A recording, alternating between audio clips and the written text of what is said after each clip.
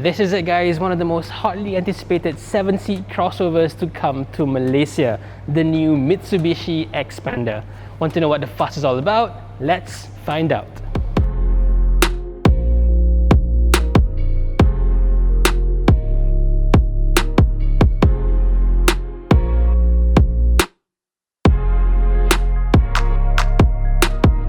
First of all, this is still just a preview, so Mitsubishi Motors Malaysia has not quite released its full pricing just yet.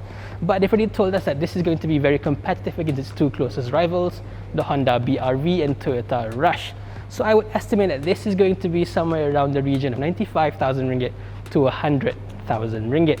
As for when it's going to be launched, well, we're looking at very soon, sometime in November. So yes, if you book this car early enough, you can take full advantage of the SST exemptions for 2020. That's 0% SST because this is a CKD locally assembled car from Pekan.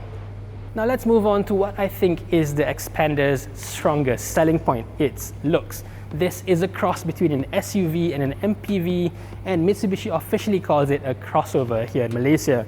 Whatever it is, I think it looks fantastic. In my opinion, it's definitely a much better looking vehicle than its key rival, the BR-V. Now, it may have taken its own sweet time coming here to Malaysia, but at least we are now getting the very latest facelifted version of this car. Right in the middle here is a new grille design which looks a lot better than the much simpler horizontal slats from before. They lead directly into this light cluster over here, which by the way are not the headlamps. These are purely for the LED daytime running lights. The headlamps are actually down here, and as part of the facelift package, they are now bi-LED units, replacing the older halogens. So now both your dip beam and main beam are LEDs, although the front fog lamps down there are still using halogen bulbs. What dominates the front end is Mitsubishi's signature dynamic shield face, and I think it looks fantastic. It's very sporty, it's very aggressive and bold all at the same time, as well as looking futuristic. I think this will stand the test of time. It's also very three-dimensional with a lot of lines and a lot of cuts that changes shape depending on how you look at it. Around the side, you'll see this car gets very chunky looking wheel arches, again to draw upon Mitsubishi's rich SUV heritage. You'll also notice that this car has a very wide wheel gap over here because this has a class-leading ground clearance of 205mm. That's more than even the more traditionally SUV-styled BR-V. The wheels themselves are 16-inch dual-tone alloys wrapped with Toyo Proxys tyres. On the mechanical front, the Xpander rides on a monocoque platform compared to the ladder frame used on the Toyota Rush, while the front uses disc brakes and McPherson struts, while the back uses drum brakes and a torsion beam suspension. Moving to the back, as standard, this car gets a set of cameras on the side mirrors to form its all-around view monitors, as well as keyless entry and a push start button inside. Now this car does get a lot of chrome work on the outside, so I think between the four color options, the red and the white both particularly stand out among the four. At the back here, this extended piece of glass really splits the roof from the body for that ultra trendy floating roof look. And at the top, the bodywork extends further out to make it look like an integrated top spoiler. Now that's clever design work. Around the back, the Xpander gets its L-shaped taillights with LED illumination, although the actual brake lights are using bulbs. At least the third brake lights use the faster reacting LEDs. You also notice that this car has these lines over here to rather mirror the dynamic shield face up front. So this car avoids having that rather boring and slap-sided look of most SUVs and MPVs. In terms of size, the Xpander is bigger than its key rival, the BR-V, in pretty much all areas. It's longer, wider and taller, and most crucially, its wheelbase is over 100mm longer than the Honda, promising a more spacious interior. Moving on inside, the Xpander doesn't quite look as exciting in here compared to the outside. It's very simple design, it's very straightforward, but that's not necessarily a bad thing. Some people do like a simpler design like this. In terms of build quality, it's pretty average. It's not very good, but it's not bad either. Pretty much everything you can feel and touch are hard plastics, but then again, that's to be expected from a car in this segment.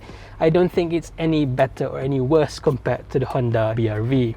But where it does have an advantage is in the form of both a telescopically and tilt adjustable steering wheel, whereas the Honda only has tilt adjustment. Now this may not seem like a big deal to you, but this is a car that's likely to be used over long distance journeys, and not being able to adjust the steering to your exact ideal driving position in the long run over longer journeys can be a bit of a pain.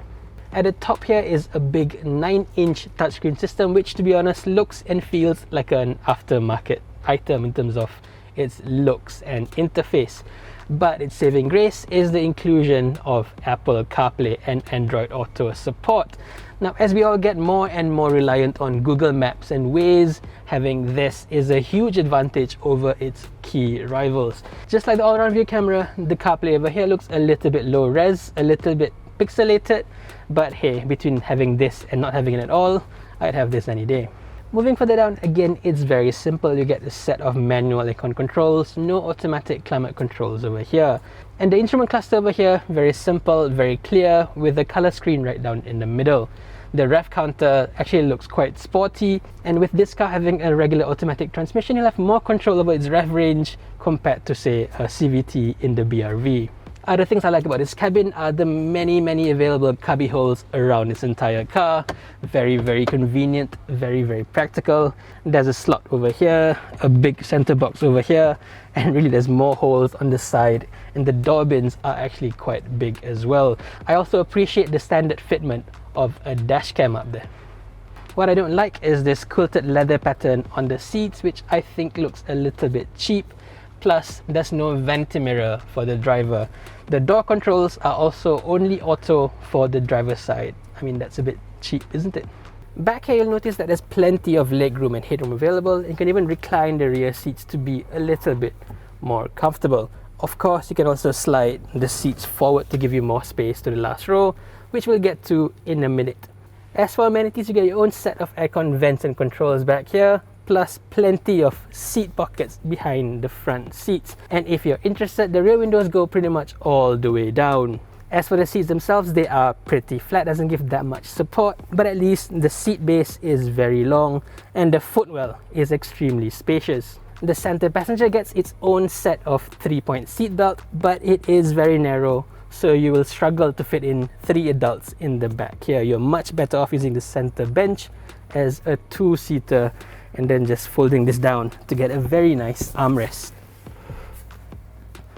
As for ISOFIX, you also get 2 sets of anchors back here, left and right, and the rear doors are really long and they open up really wide, so it's easier for you to fix your child seats in the first place and to carry your kids in and out.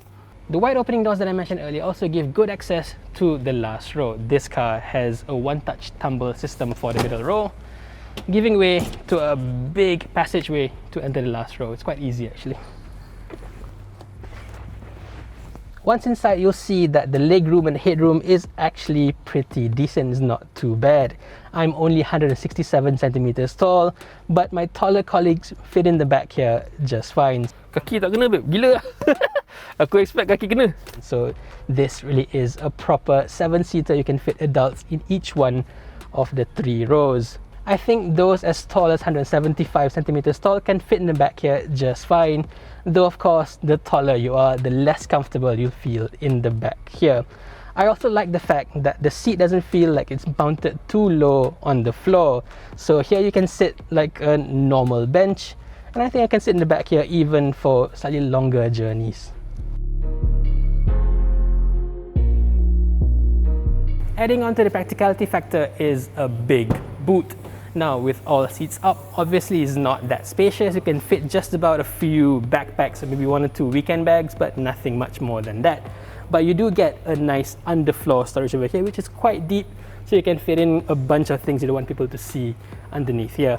This car also has a full-size spare tire, which can be very useful when the time arises. Now, for more space, you can just fold down the last row seats like that. Very easy. And that opens up to 495 liters of space measured up to the window line. That is huge, and the best part is it has a flat floor.